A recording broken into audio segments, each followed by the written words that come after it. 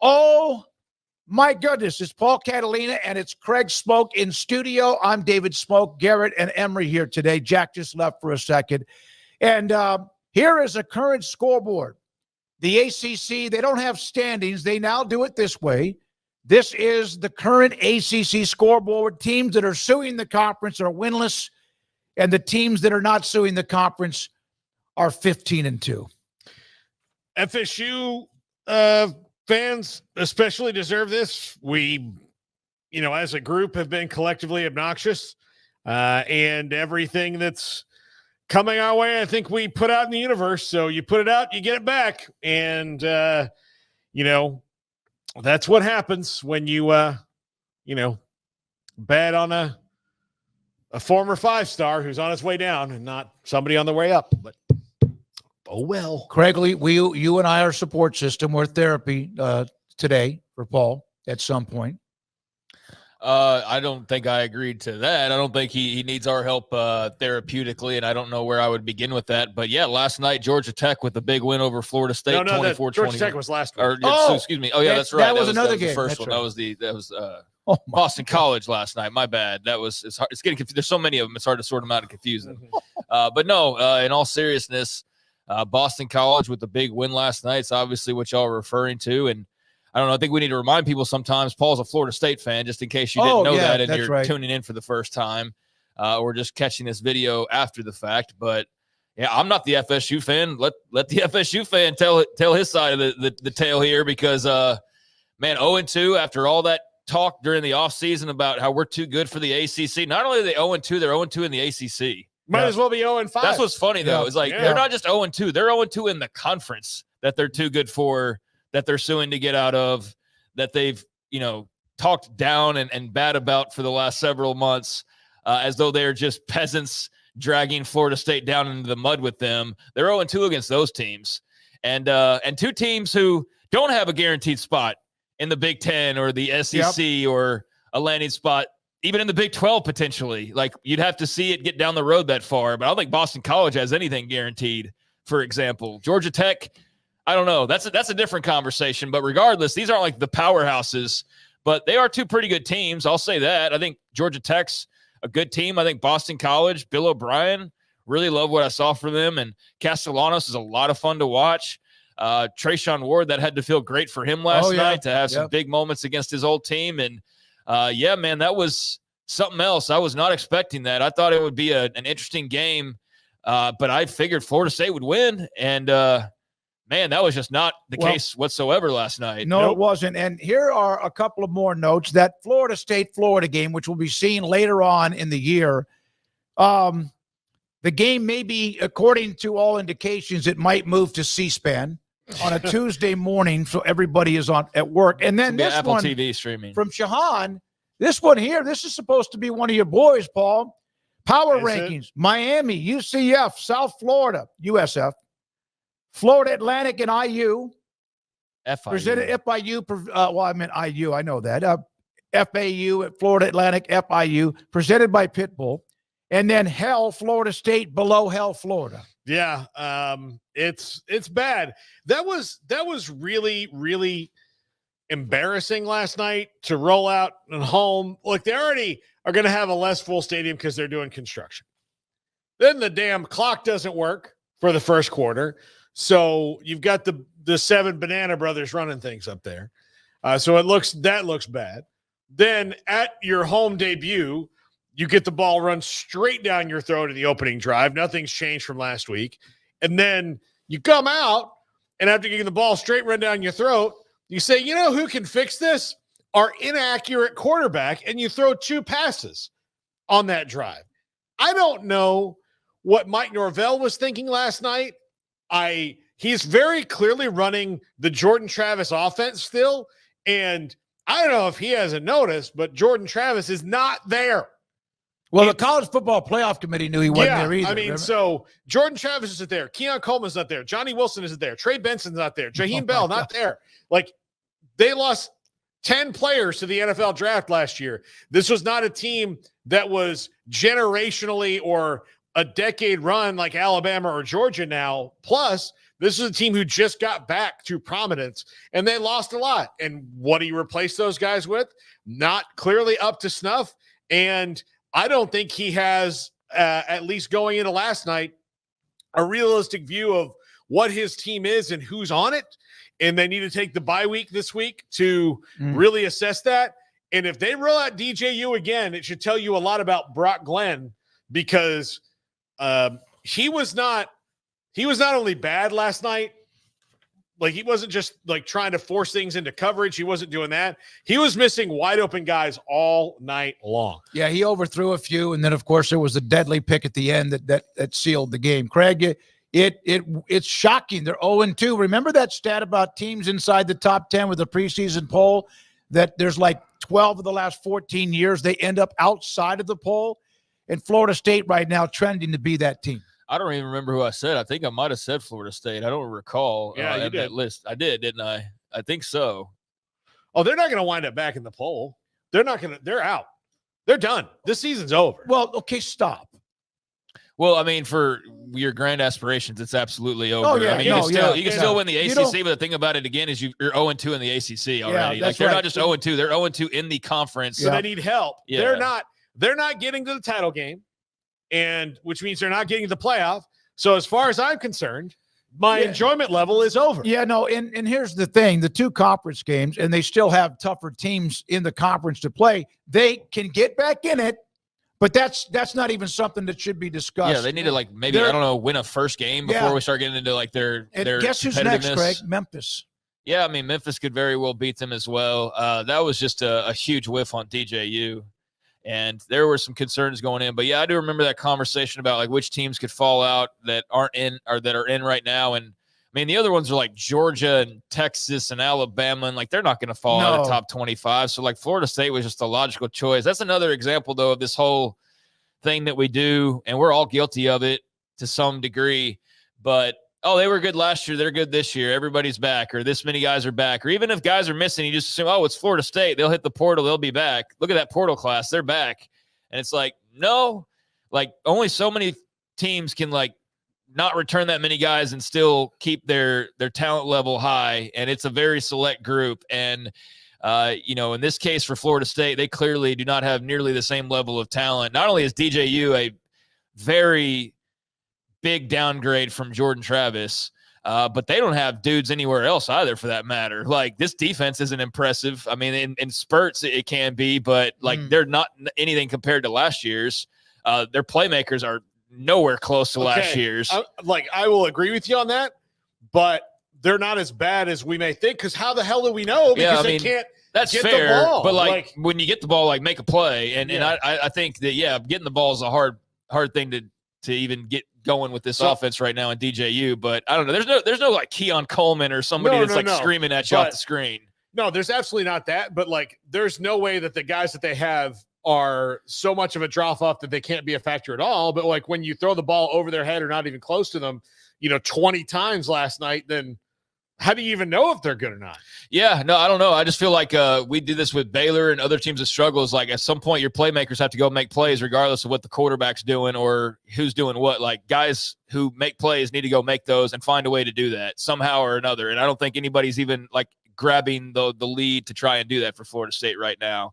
And maybe I'm wrong. I don't know ultimately, but they are nowhere close to, I think, what most people expected. Even if you were somebody that was already down on them and didn't think they were going to be able to follow up last year, this is still way worse than you could have thought. They've lost. We're going to hear from GJ Kinney momentarily. When we come back from GJ, we're going to discuss the top 25, which was released this week. In fact, from today, since there was a game on a Monday. The top 25 is out now that you had 5 consecutive days of college football: Thursday, Friday, Saturday, Sunday, and also the one last night. Georgia getting 57, of the 52 first-place votes. Ohio State with the other 5. And there you see Texas up to 3, Alabama 4, and Notre Dame 5. Also in the top 10, Ole Miss, Oregon, Penn State, Missouri, Michigan, who I think is about to fall out of the top 10 when they host Texas this weekend. Utah, Baylor plays at Salt Lake City. The Utes and Kyle Whittingham are 11. Oklahoma 15, and then you have back-to-back 3 out of 4, 4 out of 5 from 16 to 20 with Oklahoma State, K-State, Kansas, and then also Arizona. So there we are. Georgia Tech is in. Clemson all the way to 25. Florida State's the first team that started the year in the top 10 to fall out after the second week completely out of the poll since Clemson in 2008. Yeah, I want to go back to game one and break it down by quarter. The Georgia way that Tech, Florida State has played these last two games. I think we start first quarter of the Georgia Tech game with the only good drive they've had all year. Yeah, we start with the best, and then go from there. The other 7 quarters that they've had. We can play all day. Like, I know Oklahoma's not going undefeated, so I'll eat that at some point. I feel really good it's not going to be this weekend, just like I felt really good it wasn't going to be last weekend, but they'll get theirs at some point. And Nebraska, they've got a big game this weekend. I'm picking Nebraska, but they'll fall at some point as well. Garrett's already in the loss column. Yeah.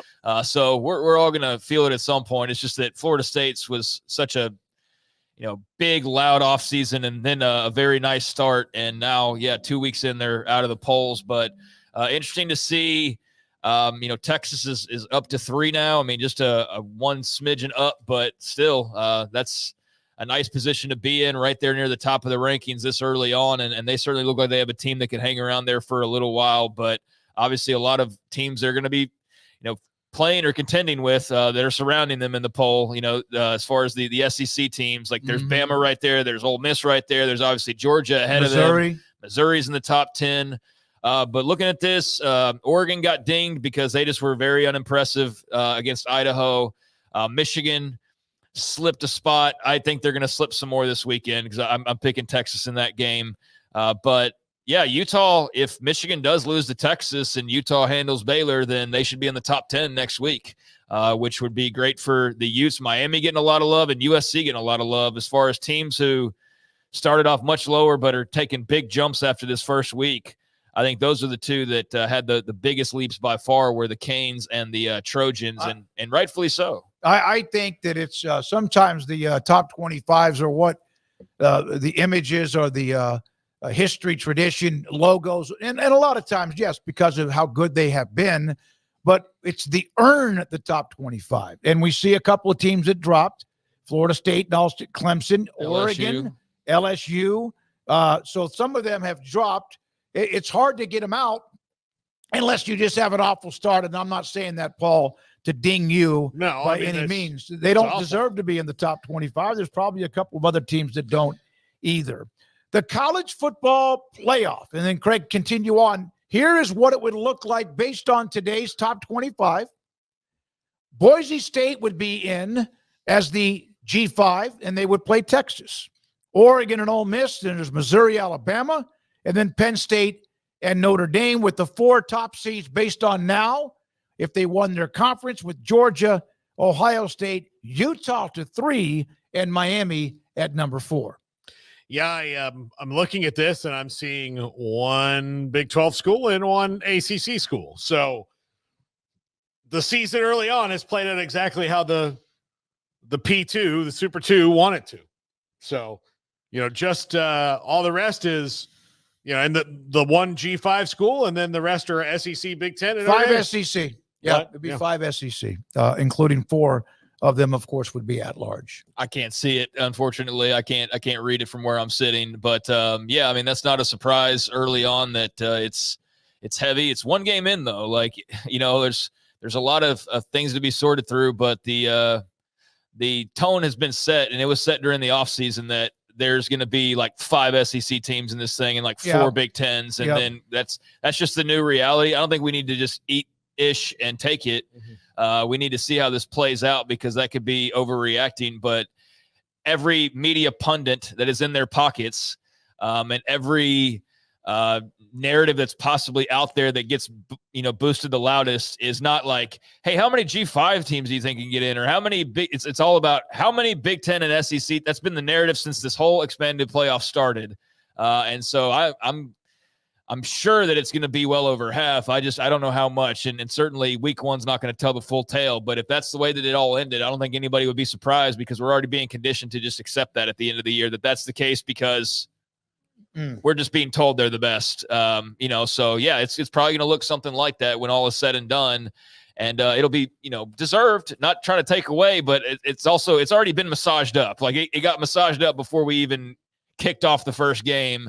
So yeah, we are being told that we're supposed to be expecting like 8 or 9 from those 2 leagues alone. By the way, MC Gusto, always good to hear from you and the positivity. Man, we're going to be spending time on the college football projections after every weekend. It's week 2. Yeah, we are.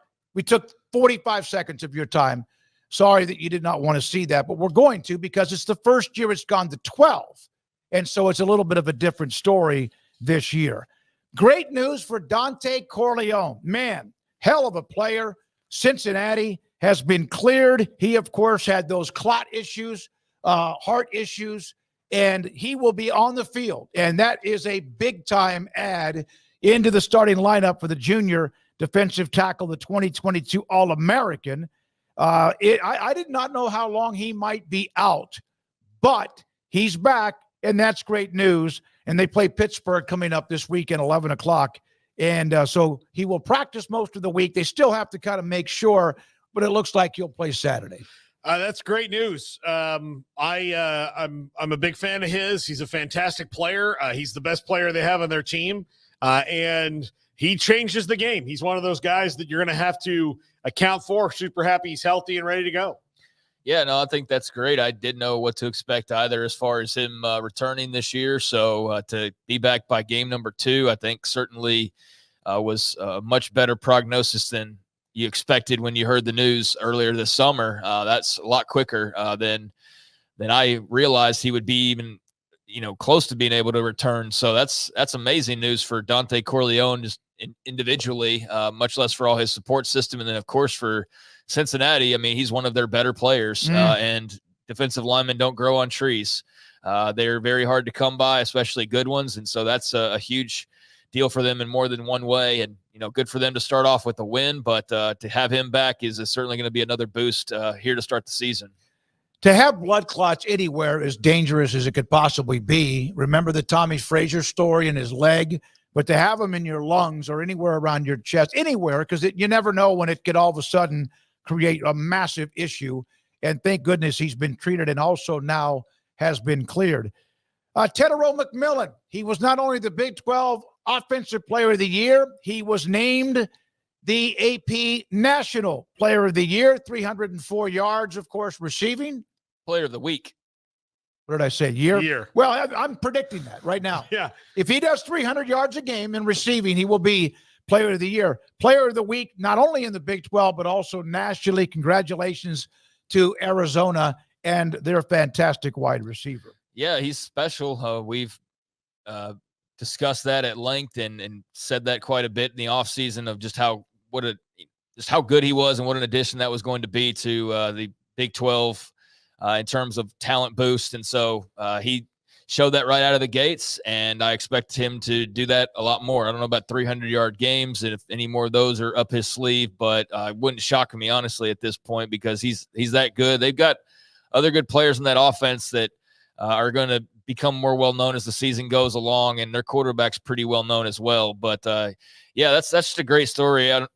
The recruitment of him, they told a little bit of it on Saturday, but just, he and Fafita and a couple of the other Arizona Wildcats on that team that are big-time players that were all in high school together. And, I don't remember, it was like 3 of them were already committed to Arizona, and he was uncommitted, and they were trying to figure out like what he was going to do. And he grew up a Duck fan and thought he was probably going to go to Oregon. And all of a sudden one night he just let loose that he was going to be going to Arizona. And it was a big, massive deal to have imagine going to college with all your high school buddies that you play football with and are already pretty good with, and then transfer that over to playing in college together. Like, that's a pretty cool deal. And that was obviously the pull for him, was to play with his boys, and Arizona's getting the benefit of that these last couple of years. That's for dang sure. And they stand to gain a lot more this rest of the season. All right. A quick note, Craig, you sent this and I saw this earlier, but the Mountain West and the Pac-2, the Pac-2, Oregon State and Washington State had kind of an agreement for this year. However, It was a one-year deal. The deadline for renewing the same situation or same schedule this year has come and gone, and it was a one-year deal. The Mountain West and its member institutions are moving forward with their conference and non-conference schedules. Our focus remains on the current season and our exceptional teams. So any opportunity that they were going to keep doing that does not mean that Oregon State, John Wilner said this, there's no meaning that it says Oregon State and Washington State feel like they'll be a part of a conference. It's just these two are going their separate ways. Yeah, that's what John Wilner said. And then his mentions were all like guarantees that they're in the Big 12 next year. So that's certainly an option. I guess the ACC would be another option as well. And I don't know beyond that. They're not going to a power league outside of those two. That's for 100% sure. But yeah, they're fans. And I don't know if it's just insider info or if it's just, just believe in it. But there's a sentiment like, yeah, okay, John, Big 12, and like just posting the logo. So that's their feeling, and not at all setting themselves up for disappointment. No way, not at all. But yeah, that's something that's of interest, and maybe that is a sign that that's where it's headed ultimately. It's a process, obviously, with their lawsuit and what they obtained through the lawsuit and the timing of what they could do contractually and moving conferences and all of that. So this little buffer period, we're underway with part one, and I don't know what they've got rigged up for part two, but certainly the eyes are on trying to get into a power conference, and maybe this is an indication that they're closer to that than they're not, but I don't know that to be sure, and maybe they don't even know that. Maybe they're just we're not going to be a Mountain West member, and we're not going to do this again. We're going to try something different this second year. I don't know. I agree. I don't think there's anything to this as far as what's happening. We need a break for our next guest, but I also don't understand why the deadline was now. I mean, there are games that can still be scheduled. I guess you got to look ahead that non-conference games can be a little tricky, especially if you're a part of a conference where you want to go on the road once or twice in non-conference and make some money. The Mountain West, and you want to be able to start scheduling games for next year. And you got to know if these two are in your league or not. So, I mean, you don't have to do it right now, but I don't know. I also don't make schedules. So maybe you do need to kind of start chipping away at that if you're the Mountain West schools and knowing like, hey, these are two potential fills that we are not going to have. So respond accordingly. If in fact we ever get Mac Rhodes back on the show anytime soon, that's one of the questions that's away from all the other stuff about how quickly do you have to start having your because you like to load those up if you can in advance, but we've seen games changed and also added even late into the schedule.